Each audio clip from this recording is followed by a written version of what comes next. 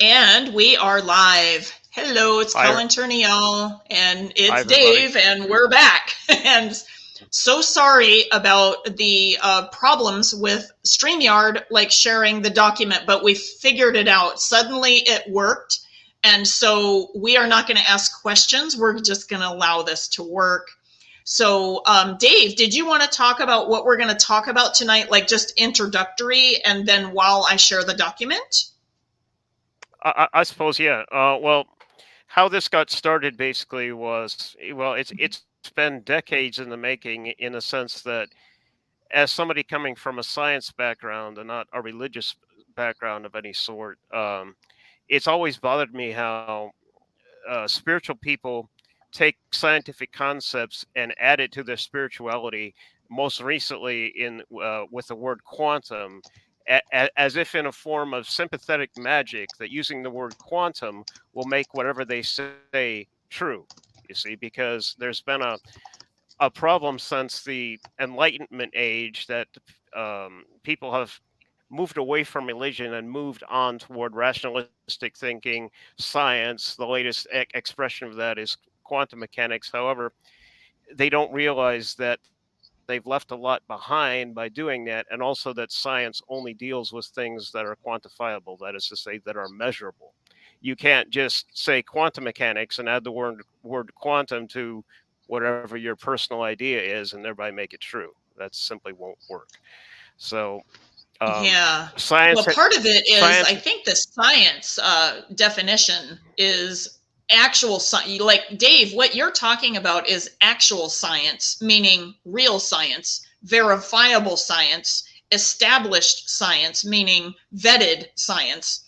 There's also Well, this that's the actual. idea of scientism, that's not really science, it's a belief system.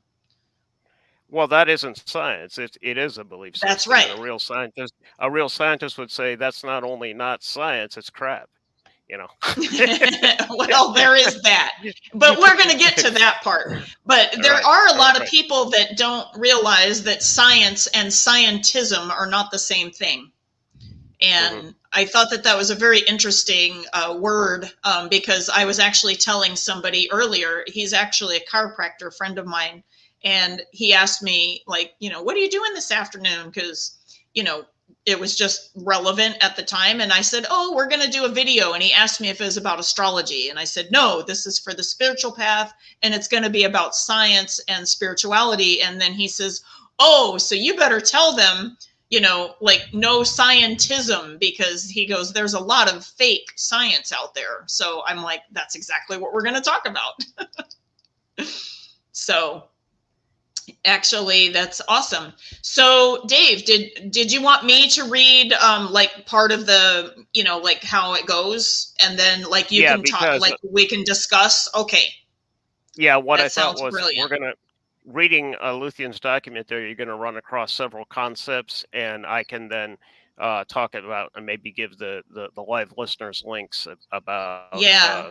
And actually, the different link that we concepts. shared in the live chat, you can download all of the documents, not just this one, but all of the documents, including Dave's white paper, that is a lot more detailed than this paper.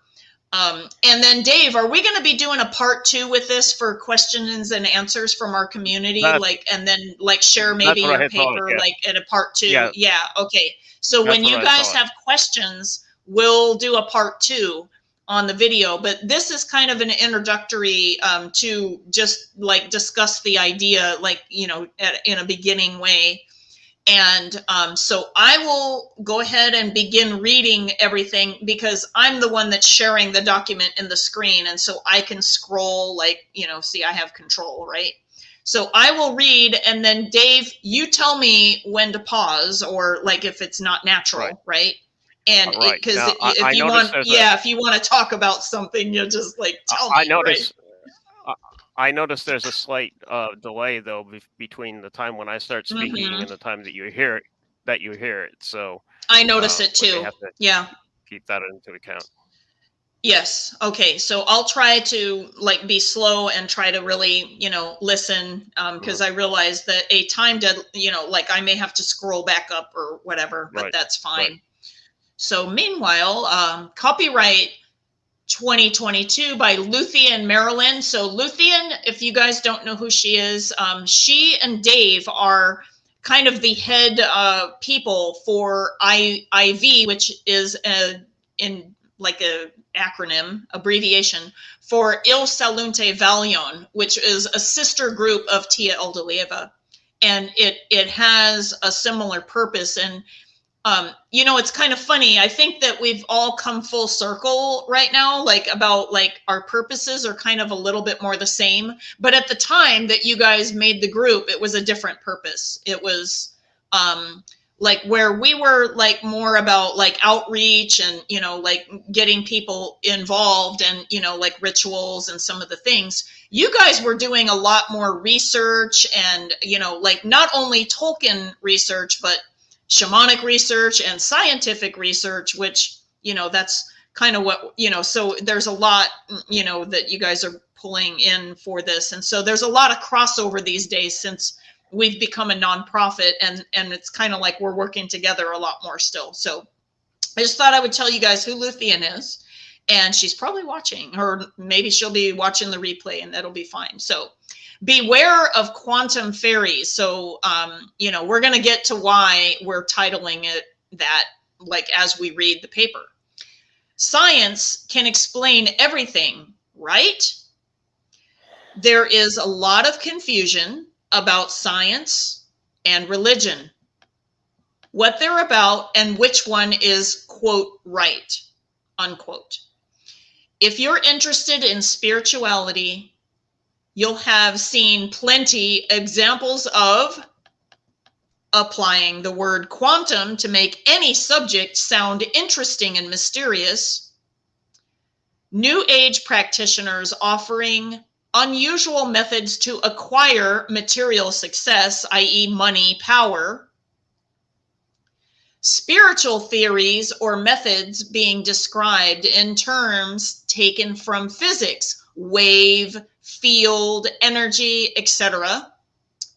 The Catholic Church insisting on the Bible being a factual account. Yeah, that was a good one.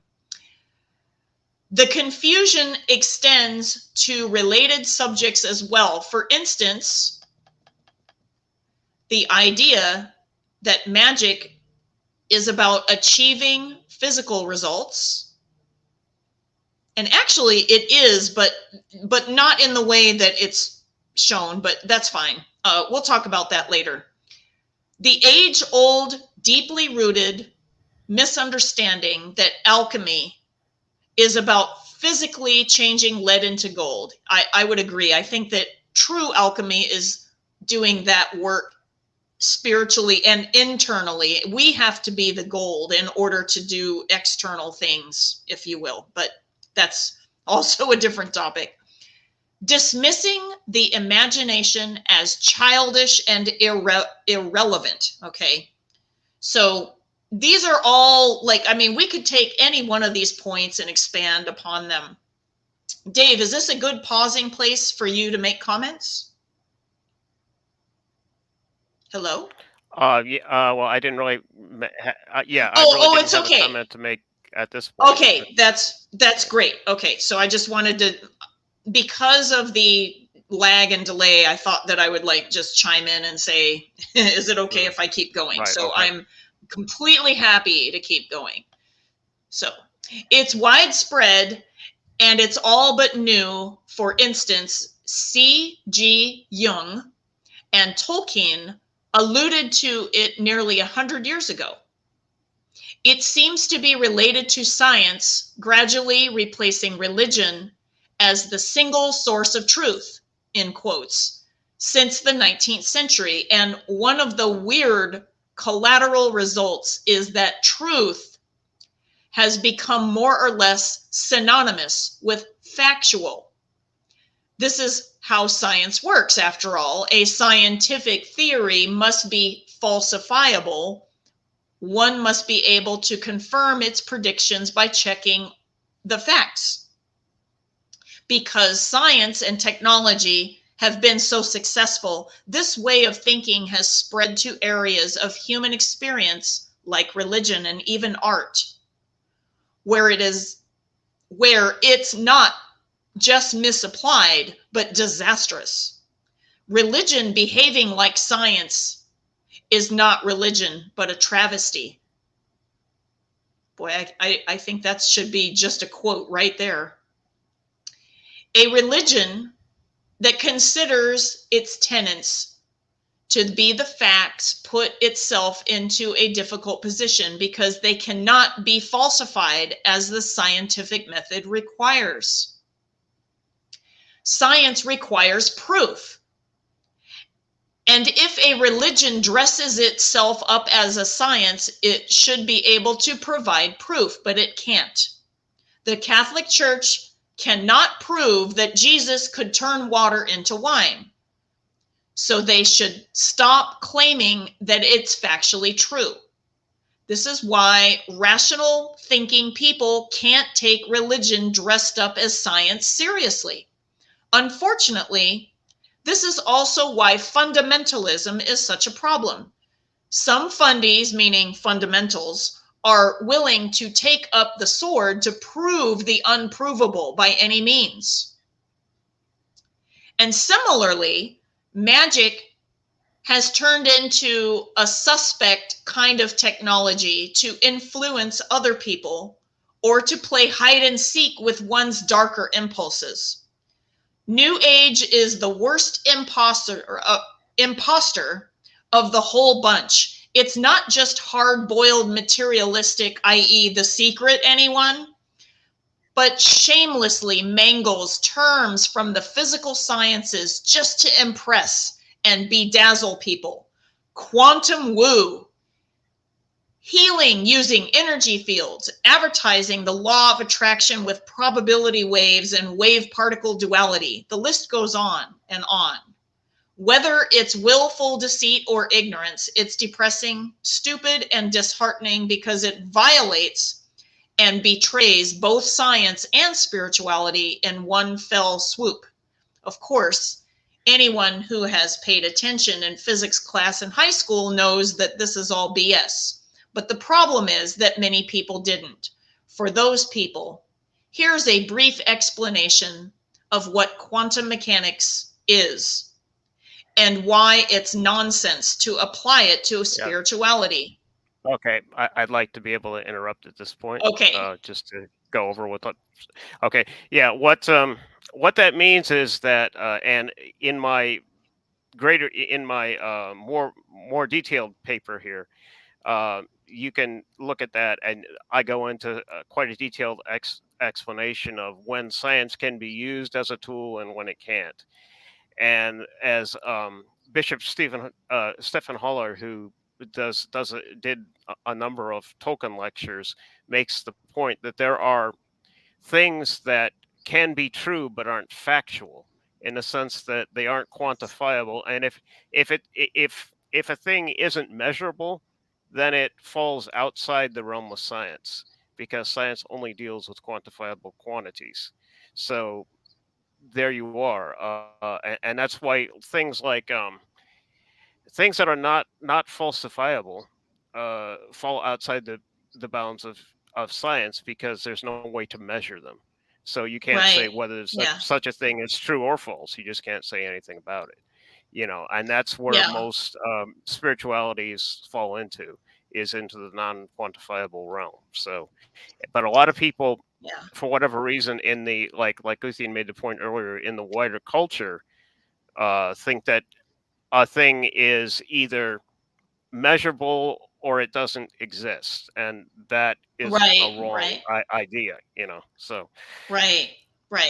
And the thing about when it's measurable and then they can't show you that it's measurable, I mean, that's what's really weird to me. Like, you know what I mean? Like, so I understand the hard science viewpoint of, hey, it's not measurable, so we can't, and then there's the belief that, like, people that don't believe in, things like a spiritual, like application in whatever way that you want to see that, like, they just think, like, if it's not provable by science, it's wrong, or it doesn't exist, or whatever. Right. Mm-hmm. And that's a hard line point of view that is also wrong, I think. Right. And Yeah. one of the problems with the confusion, like she spoke of earlier, there is that people take terms from physical scientists, like probability wave, Yes. quantum, so forth, and think that from, like I said, from my point of view, it's almost like sympathetic magic. If we attach the word quantum to whatever, a quantum condom will make me have an 18-inch thing. You know, Right. Or like not have babies, right? And then whoops, right, they're pregnant. Yeah, it's like, yeah, that right, wouldn't really work too well.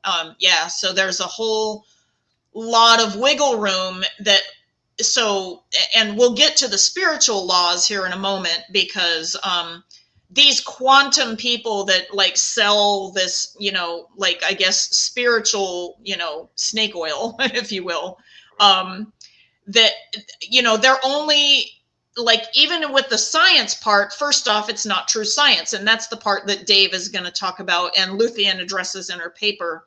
But the part that I would like to say is that it's not true spiritual laws either, because first off, they're ignoring about, like they're only using one law and they're not even applying that properly, but then they're missing 13 other spiritual laws, right? So, and then the one that they're misapplying, which is this law of attraction one, it's the law of attraction, and it does work, but they don't tell you.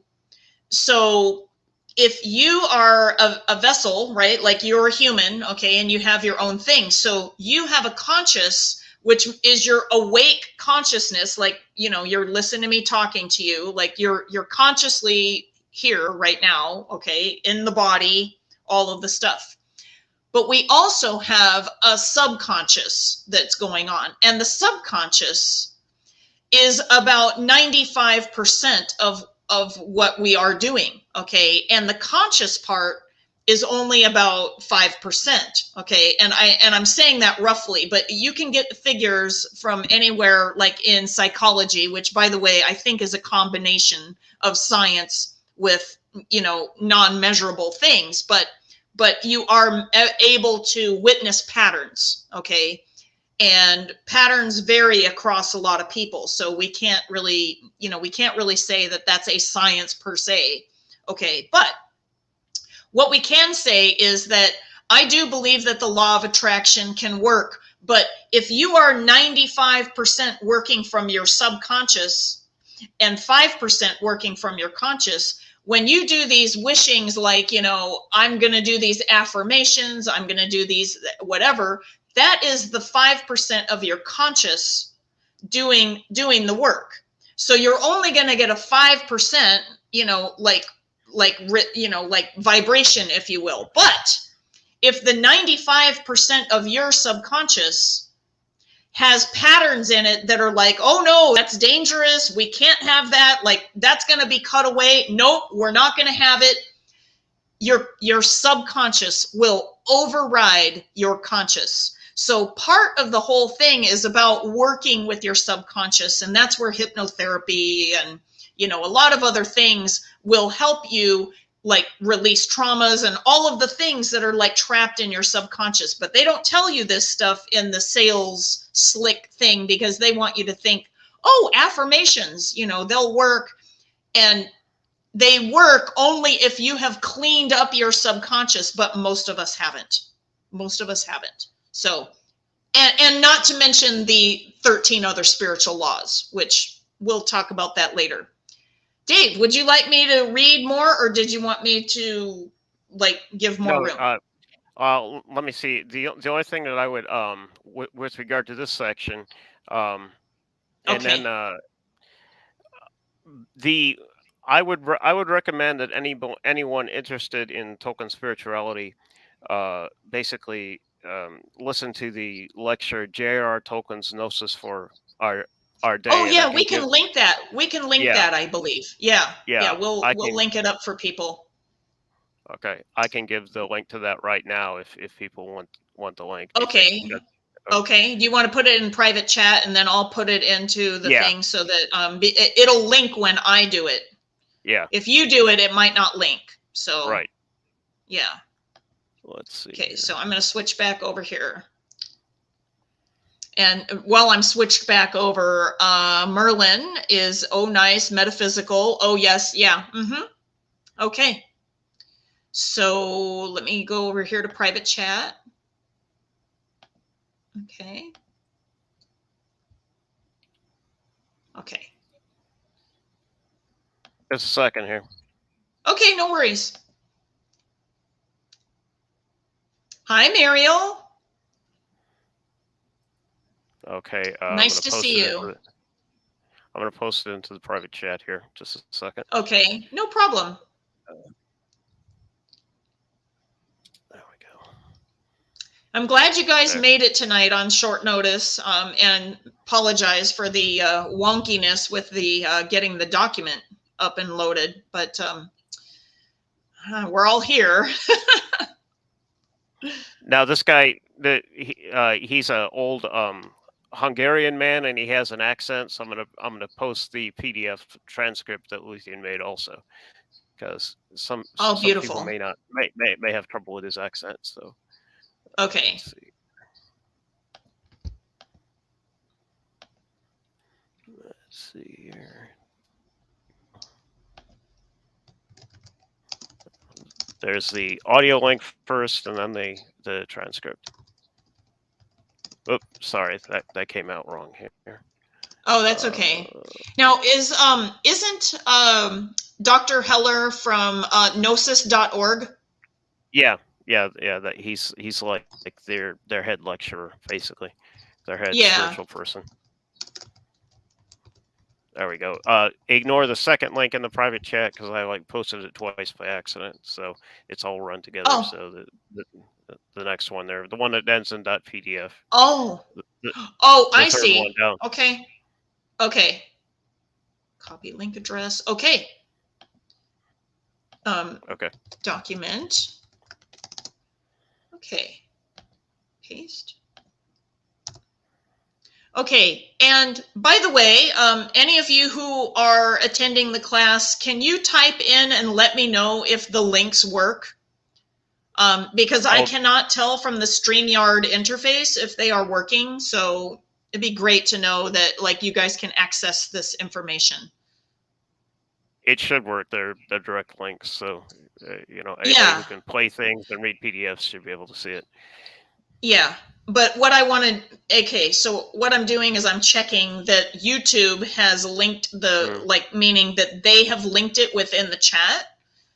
Right. I will add these to the body of the description and possibly in the comments after the stream also for any of you who are watching the replay so that you have access to these. But for the live chat folks, I'm seeing if they can access it right now, just so that I know that they have it. And so, yeah, because these are great. I love listening to Dr. Heller's. Muriel says they work. Excellent. Thank you. So I'll switch back over to the document.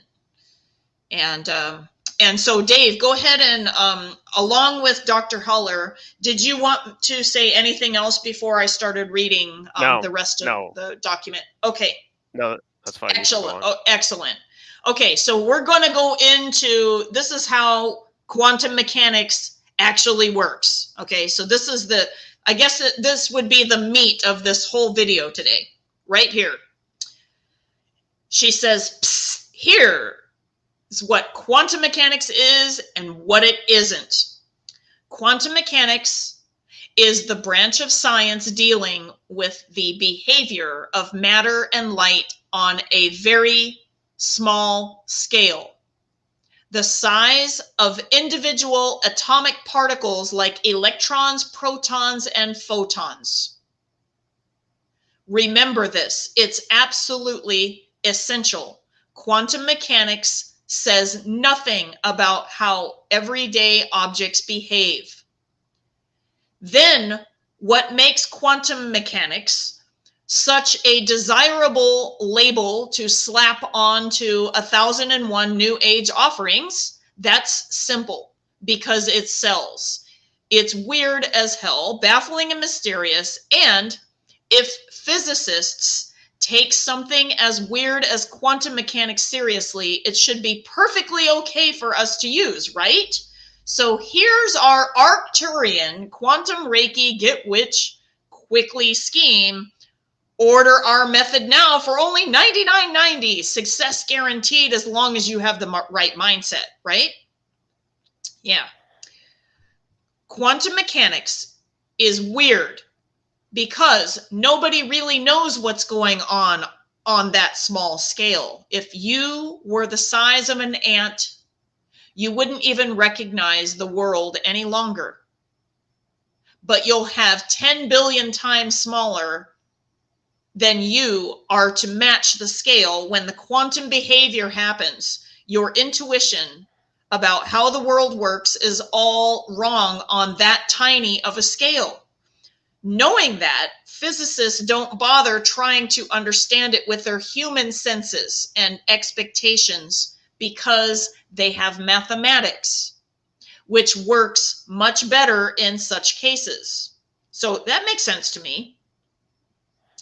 You may have heard about mysterious quantum phenomenon like entanglement, the double slit experiment, spooky action at a distance, and wave particle paradox, or the many worlds hypothesis. They are all perfectly valid scientific notions as long as you only apply them to the quanta elementary particles. You cannot entangle two coffee cups, apply spooky action at a distance to your neighbor, or cleverly collapse the wave function of a lottery so that you can win it, because coffee cups, neighbors, lotteries, or you yourself are not elementary particles. And it wouldn't help even if they were, because quantum mechanics can't predict the outcome of a single quantum event.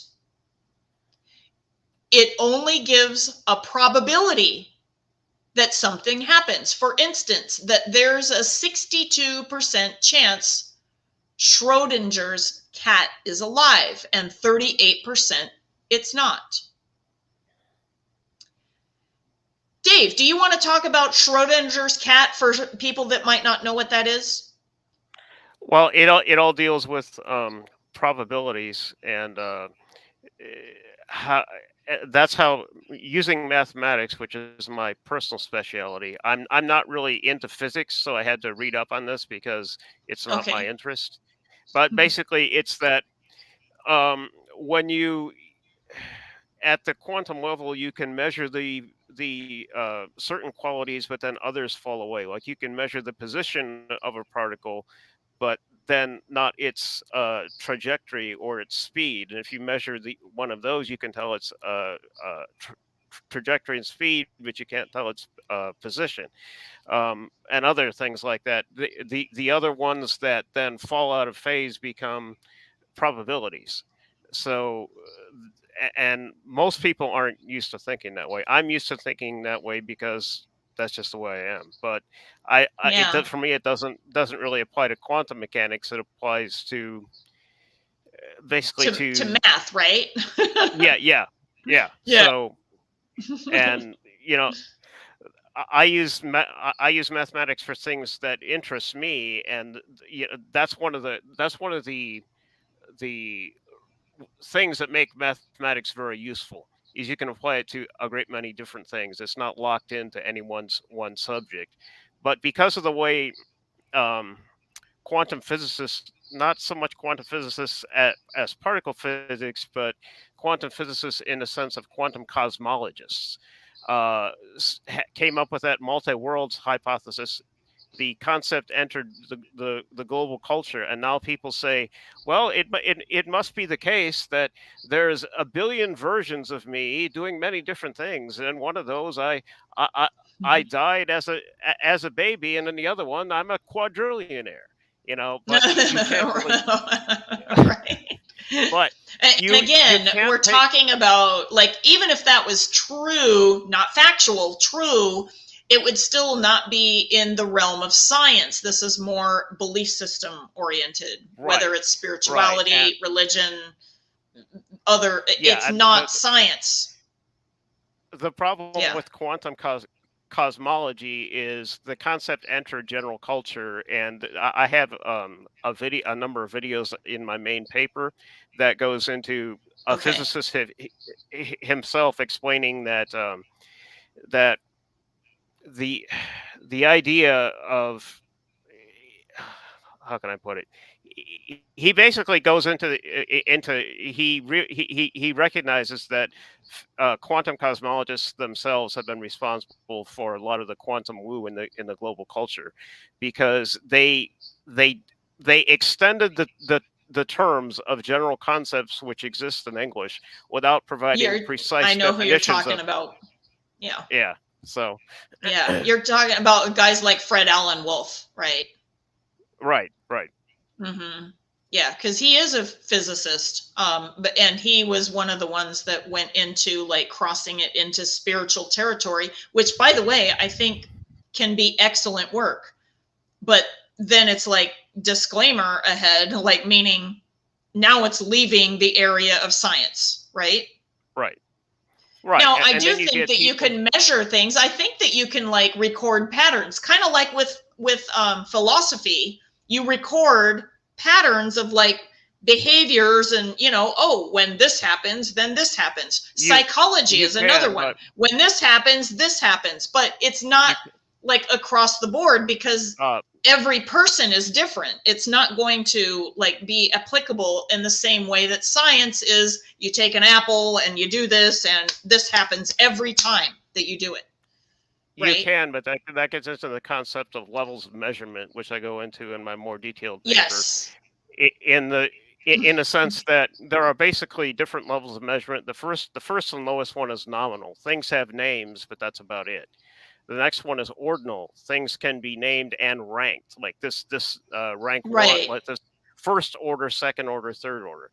Then you get into the interval level of measurement, where things can be measured with uh, exact distances between each point, but it has Right. Right. no natural zero. And then the last most sophisticated level of measurement, which is the one that most physical scientists operate on, is called the ratio level of measurement, where there's an absolute zero. And then from that you get, and there's also a defined distance between each point and so forth. Right. The Right. every time you go up a level of measurement, the more valid mathematical operations you can perform upon that I thing see. being measured. So, but the problem is with So to things like summarize that, like it's really level 4 that they're looking for right, in order right, for proof. In other words, the other 3 are not enough exactly, proof. Okay. exactly, yeah, Okay. And most things are not enough proof, like not even close. They're at the first level. Is that right, correct? right, yes, yeah. Especially spiritual things like Yes. Okay. I I had a dream and I met my deceased grandmother. Well, you can say I, that's one thing named, grandmother, that's another thing named, and then met with communicated with, that's an interrelationship, but it can also be named. But then again, if you try to go up another level to the ordinal level of measurement, well, how do you say what order then do you use? Yeah. They're not even, am i yeah, it's not am even an i the order at all. am I the am I the primary order, my grandmother the second, and the relationship the third, or is it somewhat switched around? How do you do that? Right. That's what's Yeah. called So defining. it didn't even meet the next requirement. Right, and Yeah. that's what's called defining a metric for the thing in question. You have to be able to not only to measure something, but usefully measure it. If the measurement isn't useful, then it Right. may as well Right. not be done at all. Yeah. Yeah, that's a really good example of how you use that I think, like, I mean, I was reading your paper and I think you did it great. But Mhm.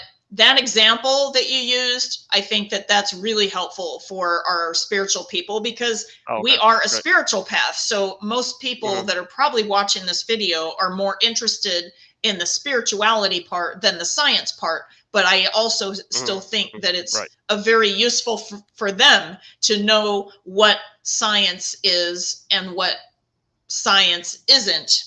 And then we'll Right. get to the Right. coexistence of the two like later in the video. But right now we're just defining the science part.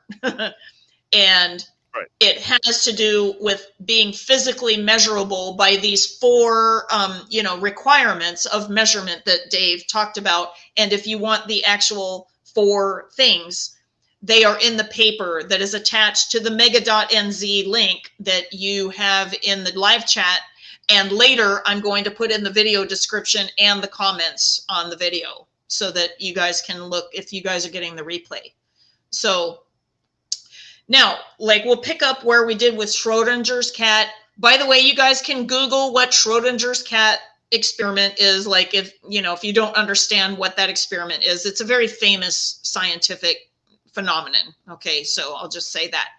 I also go into some detail. I go into some detail about it in my paper. Yes, you do. So yes, you do. Okay. So that's great. Okay, that doesn't mean that the cat is in some weird combined state of alive and dead until you open the box and then you look for the collapse of the wave function, because cats are not elementary particles either. So basically, and this is what, like, I guess you could say, like, on the probability range, that, like, you can't say that the cat is 62% alive and 38% not alive. It's either alive or not alive, because it's measuring a cat. It's not measuring all of the cells of the cat, like whether, and even then, because the cellular systems, I would think, are really reliant on each other, that it wouldn't be able to, like, be, this part of the cat is alive and this part of the cat isn't alive because of the cells. Well, exactly. Like, and you bring up a very good point. When death happens, there's what's called a network cascade failure in between all the neural networks in the brain. Parts of it shut down, and then more and more of it shuts down. But it's not like turning off a light at a light switch. It shuts down in pieces. Yes, exactly. Okay, so in short, if you see the word quantum used anywhere outside of physics, it means bullshit ahead. Someone is trying to sell you a quantum flapdoodle. Okay, and if you don't know what that means, then look that up. It's a saying meaning, I've got land, I have swamp land, in Florida to sell you, or something like that. I mean, it's like, it's basically a bit, like a fake thing or a bait and switch or whatever it is. And some of this is, to trick you, like conning you and tricking you out of money. Okay. But a lot of people are just ignorant of the whole thing because of what it is that they're participating in. And we'll go into more detail about, like, all of that, because a lot of it is spiritual, but, like, them using, quote, science to prove that what they're doing, that then to run away. So it's not that these spiritual laws don't work. It is that when they are trying to say they are scientifically proven and quantum this and that and the other makes this work, then run away, because they don't know what is going on here. Okay. So please don't make things worse by thinking this all happens because some doctor or a creepy agency or whatever is pulling strings making things happen. If anything, conspiracy thinking is even more stupid than quantum flapdoodles. This is just history happening with people being people, with the occasional idiot trying to sell you nonsense. Maybe you should consider watching less blockbuster movies and read a bit more instead. Glad we got that settled. Now please carry on. So did you want to say anything at this point, Dave? No, I just found that part extremely I know, funny. She's totally funny. Luthien, if you're watching the replay here, that was just classic humor. It's great. It's great. Yes, that's because of postmodernism, right? Still, quantum flapdoodles are just one expression of the general confusion. So this is another aspect, like, so we're going in. So now that we know what quantum physics technically is and isn't. Now she's going into a different angle to describe this, which is postmodernism. Okay. To add insult to injury, postmodernism was invented after, as often happens, this happened with the best of intentions as a reaction to the totalitarian ideologies that have caused so much trouble in the 20th century. But good intentions alone don't suffice. Some of those totalitarian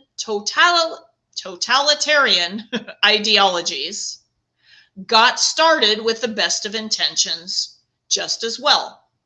Postmodernism eventually came up with ideas like there's no such thing as truth, and the universe does not exist out there independent of ourselves, which people believe is confirmed by quantum mechanics, though it isn't.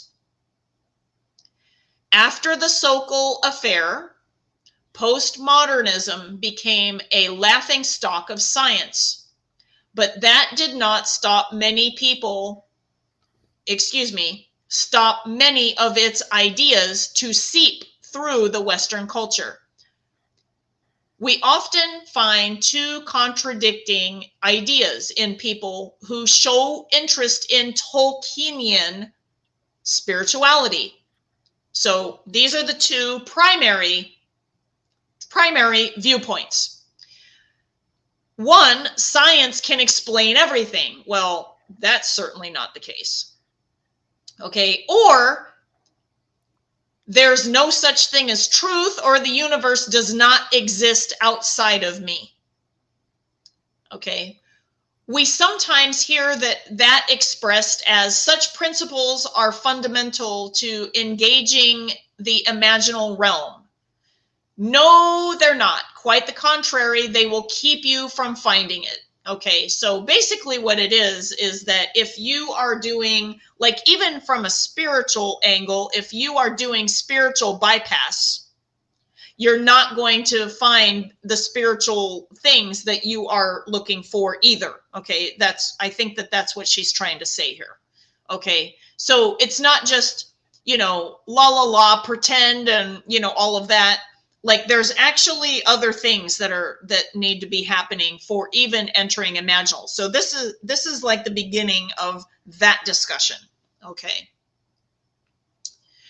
You'll need to let go of the naive idea that science can explain everything. So this is her rebuttal to the first premise, because that will tie you to the material, factual world and the postmodernist delusion that you are the center of the universe. So she is now rebutting the second part of this. Because you'll need to deflate your ego, not blow it up further. Okay, so I think that it's even more involved than that, like being, that the center of the universe, because I think that it's somewhere in between. I think that you, in a sense, are the center of your universe, but you are at the same time not even like a speck of concern to the universe simultaneously. Okay, so like we're exactly. Even less than anything, but more than everything, and it's simultaneous. So it just depends on your application of it. But I would agree with her in that we need to totally deflate the ego in order to be the speck in the universe. And thereby you find your greatest power through being the center of the universe. But it is because you have that ego, like in the right balance. That's why certain shamanic practices that use entheogens, in other words, plant allies that alter consciousness, which one of them, the Dius Salvia Divinorum, one of the hallmark traits of that type of entheogen is ego death, because if the ego gets in the way, it just impedes things. Well, and I've seen, okay, I'm sure that many of you in the spiritual field have seen, like, do Aya, it'll open you up, and then they get egotistical about doing entheogens now. I mean, it's just like, really, everybody, like, come on. Like, I guess that, we just have to be aware of bullshit in every single field. Like, it's not just about science, and it's not just about spirituality, and it's not just about entheogens. It's like everybody that can have an ego about something, either for themselves or to try to sell you something.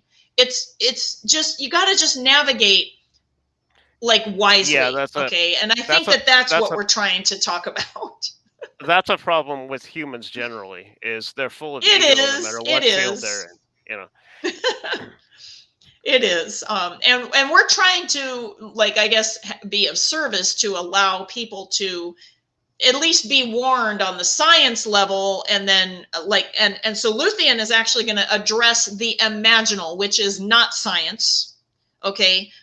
But the imaginal is different than imagination, which you're going to find out. Okay. So we're going into that right now. Dave, did you want to do any kind of, yes. Okay. I'll let you go. I have a link to share here. It's to okay, an Amazon book, and it's written by an author I believe you already know, Becca Tarnas, I believe is how you pronounce it. I love her work. She's fantastic. So she's actually the daughter of Richard Tarnas, who's very famous in the astrology field. And this book here, which I'm going to put in the private chat, and then Lisa can transfer. Okay. This is I wasn't able to get a copy to put it in the archive, but if you're really interested in it, I would recommend this person, since she's coming at it from both a scholarly aspect, which relates to Tolkien, but also from a spiritual aspect. So, and her book actually is called mentions the imaginal realm here. It's Tolkien's Journey to the Imaginal Realm, a reader's guide to J.R.R. Tolkien's The Lord of the Rings. So that's the name of her book. Right. Excellent. And so I just posted that in the chat. And by the way, because I'm switched over to the comments now so I can see them, it looks like you have verification that they work, they can hear the audio file, they can see the documents. So this is great. There's something titled Tolkien's Gnosis for Our Day. That might be the title of the Heller lecture. Is that correct? Yeah, that's okay. Yeah, that's the actual title of Thought Experiment. The Cat Never Been Done. Cat is Both Dead and Alive was a thought experiment. I personally loved both. Oh, and probably both meaning science and spirituality. This is all from Merlin. And How True. Okay, so yeah, thank you for participating there. So I'm going to switch back over to the document. And Dave, do you want me to continue reading, or did you want to talk about other things imaginal after Becca Tarnas's work? It depends. If anything pops into my head, I will. But right now, okay, brilliant. I didn't want to race ahead. Okay, I'll start reading. Imaginal. Is that even real? Does anyone remember that religion was supposed to be a way to connect with the divine and to transcend the boundaries of the mundane? That magic originally meant, quote, the great work, and worked by enlarging the soul to become more receptive to the transcendental. Or, to take a more everyday example, that it was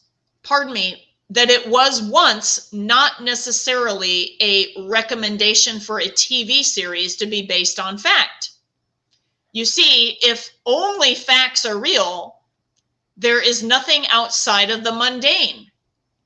And you might as well not bother with spirituality. If you are so inclined, you better stick with real science and stop reading here. While we continue, for those who hang on to any inkling that facts might not be the alpha and the omega of everything after all.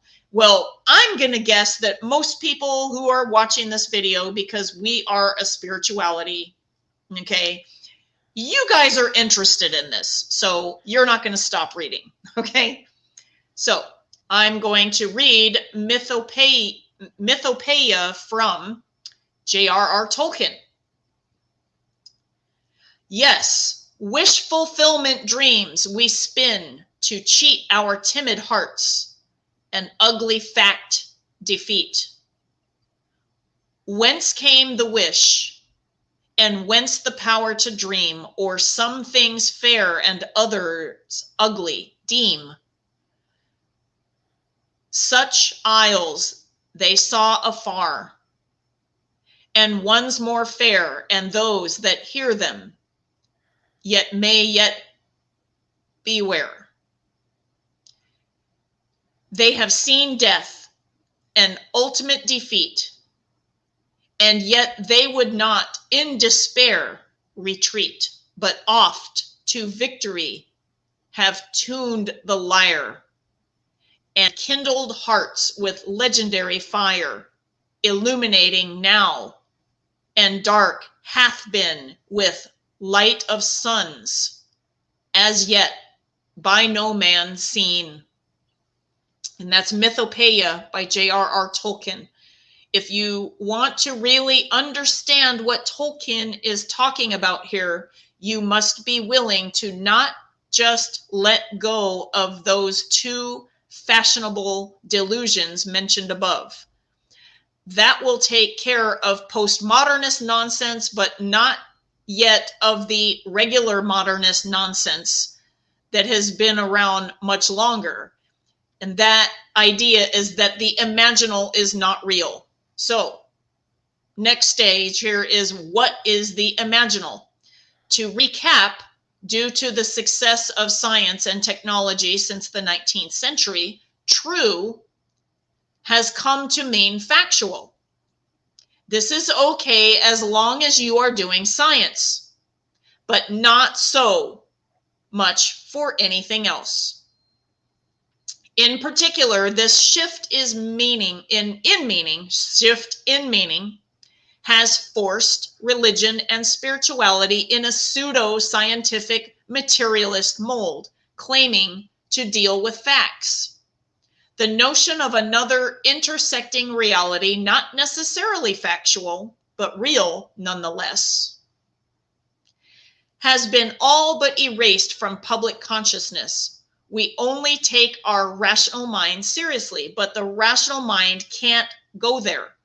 But whether you are aware of it or not, you can access any other reality with your imagination. That's why it's called the imaginal realm. Everyone is able to access it, but we're conditioned to ignore it. Children can still go there because they haven't yet been taught to suppress it. But before long, amnesia inexorably closes the doorway for most people. Most people. Keep that in mind. In the beginning, you knew. Then you pretended to forget. Then you pretended to forget you forgot. Then you forgot you pretended. Remember? The imaginal realm is not merely anything you can come up with. It has a very particular character that you will recognize or remember when you encounter it. It has been described as the reuniting with the soul, which can be a shattering, life-changing experience, as it was for Carl Jung. Or, to quote Tolkien, describing his experience of fairy as he calls it, and I quote, "The land of fairy story is wide and deep and high. Its seas are the shoreless, and its stars uncounted, its beauty and enchantment and its peril ever present. Both joy and sorrow are poignant as a sword." in that land, a man may perhaps count himself fortunate to have wandered, but its very mystery and wealth make dumb the traveler who would report. And while he is there, it is dangerous for him to ask too many questions, lest the gates be shut and the keys be lost. The fairy gold too often turns to withered leaves when it is brought away. All that I can ask is that you, knowing all these things, will receive my withered leaves as a token, at least at my hand once held a little of the gold. If you enter into the imaginal realm, if you are traveling to a place that is in every sense, in profundity, permanence, and richness, as real and infinite as the external universe is, that's what we're trying to get across here. So what it is that Luthien in her paper, and Dave in his paper in a totally different way with a lot more detail, is talking about how science can coexist with spirituality and also traversing the imaginal realm. And yes, you use your imagination to get to it, but once you are in the imaginal realm, it's more of a collective energy. So the imagination is like your imagination, like by itself. It's like when you make up things. But after a while, you get to a place of archetype, which is what I'm thinking that she was describing with Carl Jung, because we run into archetypes. And we also run into stories that like repeat themselves with that hero's journey. Joseph Campbell talked about like all the stories that, you know, that relate to things that like last. All the stories have elements of the hero's journey. And if you guys are interested, check out Joseph Campbell's work. So it's based on a lot of that. So Dave, did you want to talk about like traversing the imaginal? Yeah, Okay. I want to end with another J.R.R. Tolkien quote that it deals with this very issue. It's one of my favorites. It's from his essay Beowulf and the Critics, and it goes. A man inherited a field in which was an accumulation of old stone, part of an older hall. Of the old stones, some had already been used in building the house in which he actually lived, not far from the old house of his fathers. Of the rest, he took some and built a tower. But his friends, coming, perceived at once, without bothering to climb the steps, that these stones had formerly belonged to a more ancient building. So they pushed the tower over, with no little labor, and in order to look for the hidden carvings and inscriptions, or to discover whence the man's distant forefathers had obtained their building material. Some, suspecting a deposit of coal under the soil, began to dig for it, and forgot even the stones. They all said, "This tower is most interesting."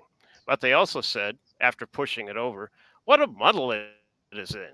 And even the man's own descendants, who might have been expected to consider what he had been about, were heard to murmur, he is such an odd fellow. Imagine using these old stones just to build a nonsensical tower. Why did he not just restore the old house? He had no sense of proportion. But from the top of that tower, the man had been able to look out upon the sea. And that is a great quote that shows that if you're only paying attention to materialistic things, you're not going to get very far other than what materialism is on its surface. So, you know, Yeah. that's one of my favorite Tolkien quotes. That's awesome. I love that. So what work is that in? It's actually, well, I can actually give the link just to the quote here. It's from it's on I'll share it. Goodreads.com. It's from where? Oh, And Goodreads. it's actually from and the actual Okay. quote comes from Beowulf, Monsters, and the Critics, one of his essays. Excellent. Yeah, that's wonderful. Yeah, I'd like to share that with our folks. So perfect. Okay. Copy. Link address. Okay. We'll go share it with the comments. So I also, for people who, for whatever reason, haven't accessed the paper, but they want to know what the Schrodinger cat experiment is. Right. So I put a wiki link to Right. that, Okay. just so that they would have a general idea, like, of what we're even talking about. So Right. Actually, there might be some in my paper here. there let me probably is. And yeah. we have the link, the Mega NZ link that we shared, but I just wanted for like people like, well, you know, like if they are just Right. watching the Right. video and they can't really read something yet, but they want to like see what's going on with that. I just have the wiki link so that they at least know what it is. You know, Right. they might not know, you know, they might, you know, then they could see the context of what Luthien was Mhm. talking about. Right. So, yeah, I guess that in the science fields, those are really, really common, but like not everybody that isn't a scientist may not know about it. Right. Like, you know, it's kind of like, you know, it's just one of those things. So I thought that I would not take advantage of that, you know, by not sharing what that is, so that somebody could just say, oh, okay, now I'm like starting to have more understanding of this video and the document that we shared today, which Luthien, thank you so much for writing this. It does make a lot of things, like concept wise, accessible.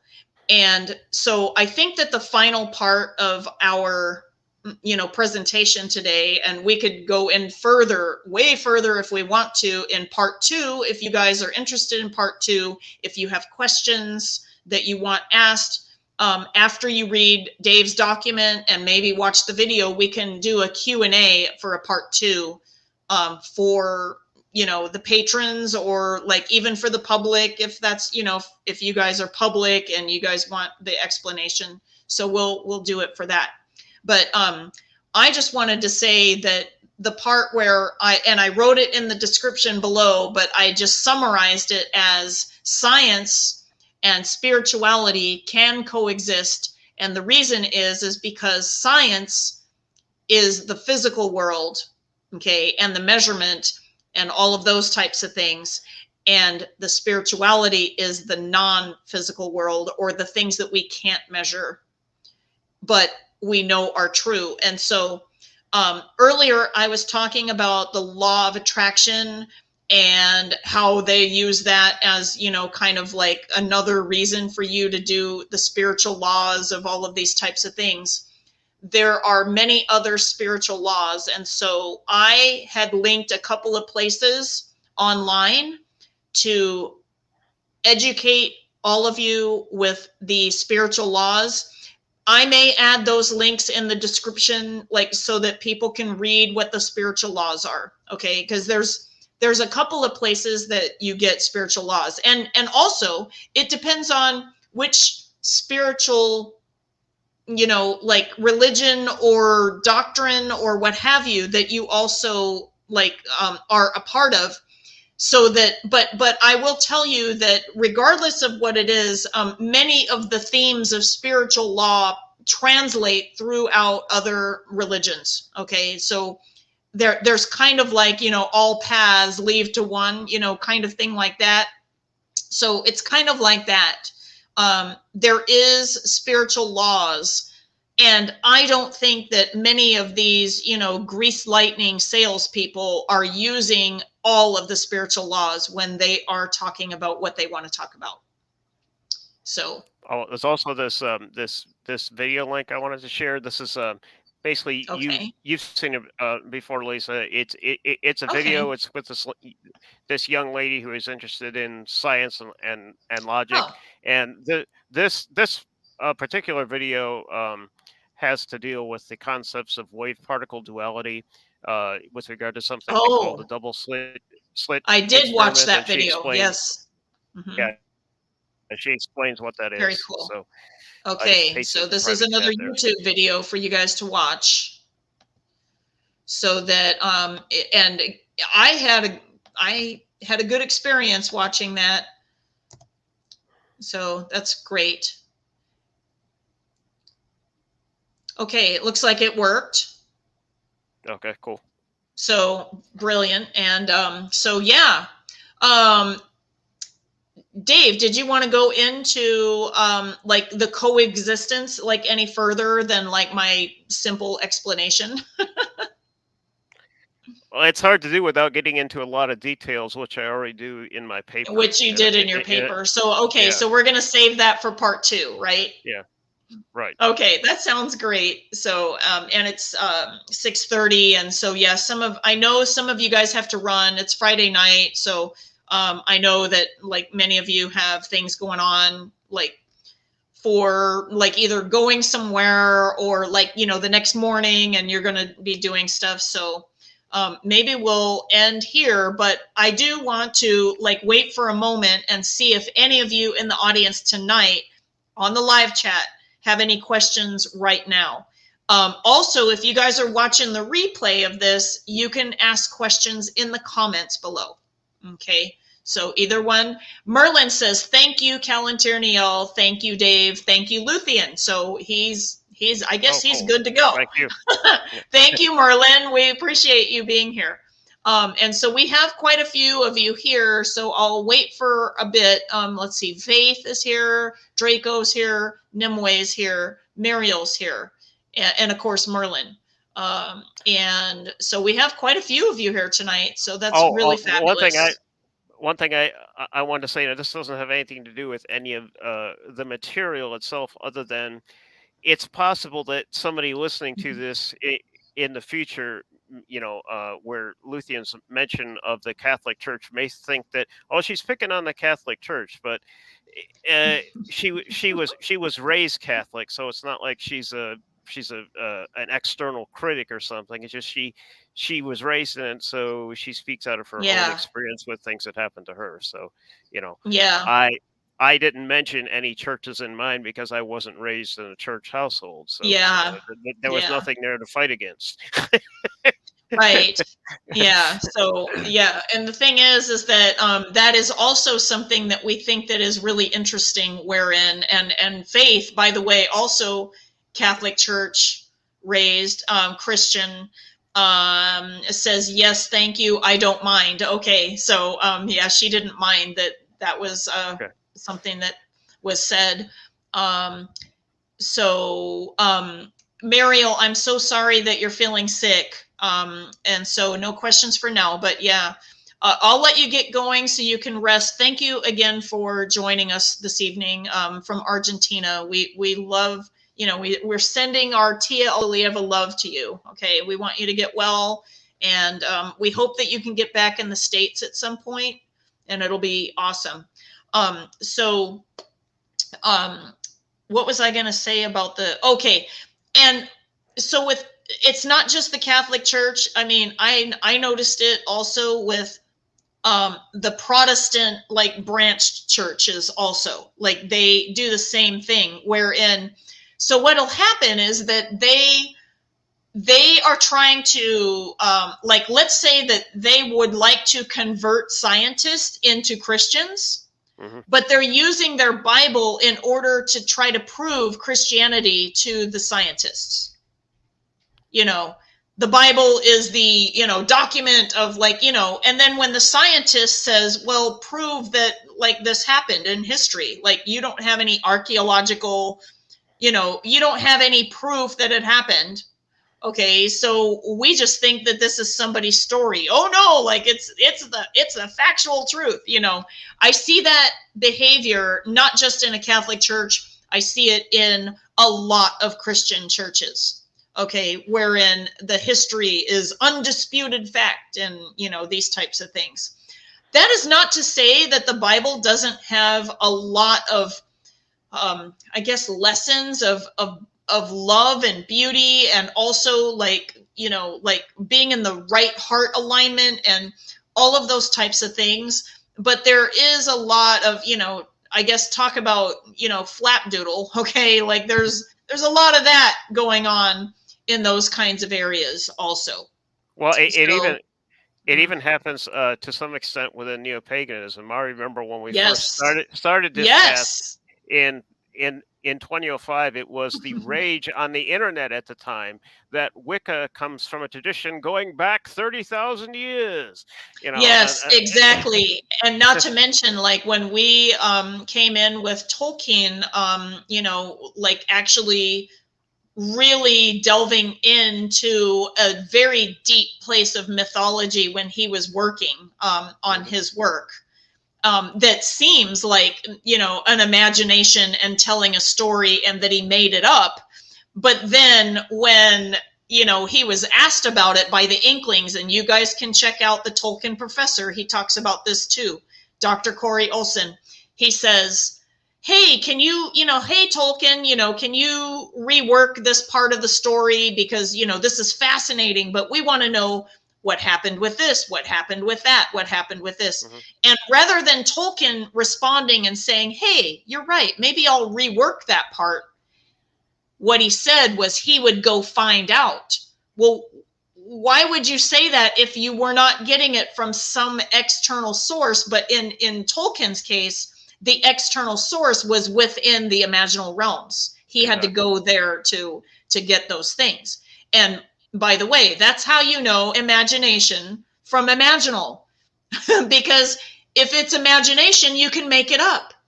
If you have to go there to find out, that's pretty sure that you're in the imaginal realm. That's how you can tell the difference. Okay.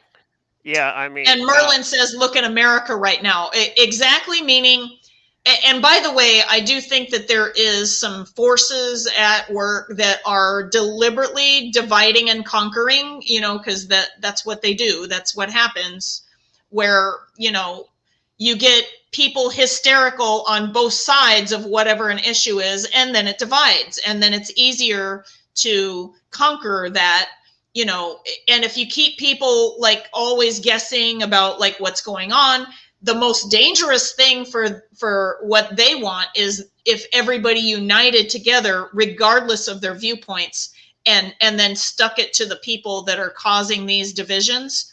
And that is a nightmare for them. So, and what's interesting is that I see signs of that already starting to happen in the world, where they're realizing both sides have been played, kind of thing, and people are coming together. So, we'll see how this all falls together, but not without a lot of damage in the process. And so Merlin is, actually correct about noticing that. So, yeah. Also, as a person who uses shamanic practices, I can tell you that I can get a lot of useful data from going into a shamanic trance, versus if I had to make something up using just my imagination and nothing else, all I could produce would be very poor quality porn stories versus oh, hashtag truth bomb. Dave Grizzly in the raw. my stage name is Buck. It'll be online with that foamy cartoon that we found about elves, right? Yeah. My stage name is Buck Naked. Oh, that's so funny. Oh my gosh. And by the way, I totally agree with that. It's way easier once you are in the imaginal. It's way easier to receive material, in that collective place than it is if you were to make it up. You're absolutely right. I totally agree with that. Yeah, the imaginal is so much more rich than like probably any one of us on our own. To use a mathematical term, it's what I refer to as a superset of consensus reality versus a subset of it. And I think that the best story, actually, I think that aspects of the best stories of all time are pulled from the imaginal realms. Exactly. Yep. Yeah, they really are. I would fully support that the statement. Best stories are the imaginal because it's so rich with material in there, and it's just a matter of opening up. People talk about opening to the muse. That's what it is to me. So, right. Okay, guys, we're gonna wrap up. It's been like a little bit over. Dave, did you have any closing remarks before we head out? Not that I can think of. I think I've already posted the I links think, for the yeah, like for we're, a shorter no, version. like Yeah. Dave has got to get back to writing that porn. Kidding. If I Hey, was it's getting Friday paid night. for it, man, Like, if I was you getting know, paid for it's it, been the maybe I would. But pandemic. Like, it's kind of a habit now, right? Like we're, if, if if I was getting paid we for have it, a maybe sense I of would. humor. But nobody wants to purchase my stuff, So You'd be surprised, but actually, yeah, we'll probably like just, you know what? It's probably better. Oh, Merlin wants a link.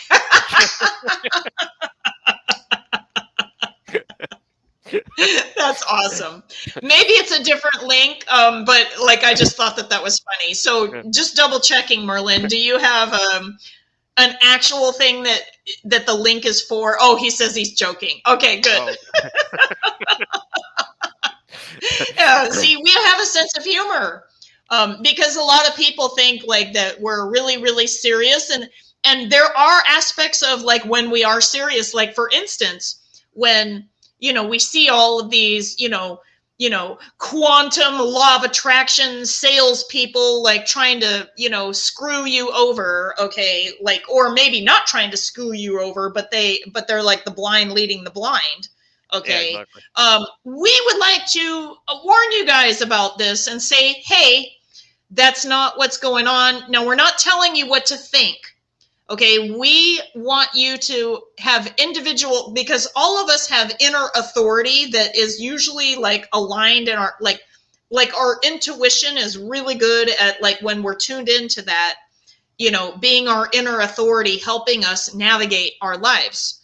Okay. But if you are not tuned into your inner authority, like you can get led astray by some of these types of things that are out there and just go, oh, I'm mentally confused. Like, what do I do? Like all of this stuff. So we hope that this is actually helping like the people who are in a mental place know the difference between science and spirituality, and that both can coexist, because one is the physical and one is the non-physical, and both are real in their own set of rules, right? Meaning that there's a rule set for spirituality and there's a rule set for science, right? And they can coexist. And in fact, there's lots of even philosophers' papers and other things about, even some religions actually allow a role for science in their bylaws, like in their construction. So, and we are probably going to be updating our bylaws appropriately also, because that is not in our current bylaws, but we are doing a whole rewrite. DeKindre has been working really hard on that. And I really love, like his training and background in, like organized religion type of stuff, like meaning from a pagan standpoint as well as a Christian standpoint. He's got, some knowledge with that, and he's helping us with our bylaws. So we're going to have like these awesome bylaws when we're done. We already had a good start about like a lot of things, but we're really fine tuning now. So you guys will stay tuned. We will be having our board meeting actually soon, so that we can look at the draft of the bylaws coming up this Sunday. So you guys, all have a good night. Be staying tuned for like our after board meeting for the patrons, because we'll have like one, a video with what was all discussed and what we're all doing, so that you guys can like keep us accountable. Okay. We also will have a why we are called the Elven Spiritual Path video. We've had a couple of videos in the past wherein we talk about like, not having to be Elven bloodline, and that we resonate with anybody that feels, a pull toward Elvenness. But we also decided that it's a good idea to talk about why it was named the Elven Path originally, and it has nothing to do with the identity, whether it's soul, whether it's DNA, whether it's, it doesn't matter. it's literally just the Elven viewpoint of the stories, the origin stories. It was told from the Elven view by Tolkien. And that's literally what it means. And we have a video coming up on that. And because, like, for instance, with Dave, he does not necessarily resonate with, quote, Elvenness in his own way, but he's still attracted to Tolkien and the stories, and they mean something to him, and they have a different application for him. So it's really about, again, we talked about this before, but I think sometimes it's not clear, so we're going to have a new video about that. And it has to do with anybody being interested in the wisdom displayed by the elves in the stories, for them to apply some of those lessons in their own lives as humans, okay, and traverse forth with that. And why now? Why, you know, like, why are we doing this at all? You know, and so we'll go into that a little deeper. So be staying tuned for that. And we also will be, you know, doing rituals and everything. And I talked about, you know, like my appearances in San Diego and, you know, wherever I'm going to be. So, you know, I will stay available for you guys, and, you know, message me on Facebook Messenger, or, like, you know, however you guys reach me. But everything is, you know, like, running along and doing its thing. So we're going to say goodnight, and we are really, really happy that you tuned in. And Dave, did you want to say goodnight to everybody? Yeah. Good night, everyone. Yeah. We'll, you know, Laita, blessings to all of you, and have a wonderful evening and a wonderful weekend. We'll see you soon. Okay. Good night. Good night. Bye-bye.